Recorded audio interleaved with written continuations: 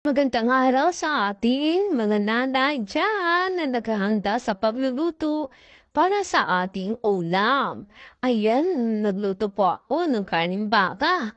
At ito po ay putsero sa aking version po ito. Kanina ko pa po ito ginisa sa bawang sibuyas. Siyempre po, pinalambot ko na din po ito kasama na po yung mais. At siyempre, nilagay ko din po ng patatas para po marami-rami na rin po yung ating mga sinahog na gulay.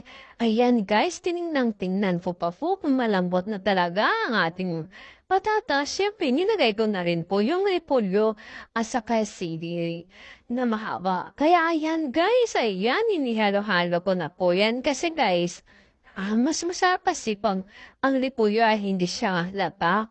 Kaya yan, kumpleto na po yan sa ating mga pampalasa, o diba? Masarap yan, guys.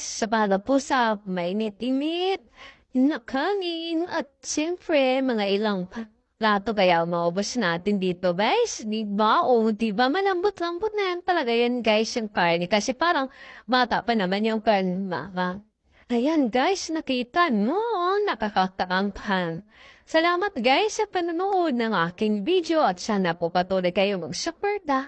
Thank you so much and God bless you all. Mabuhay!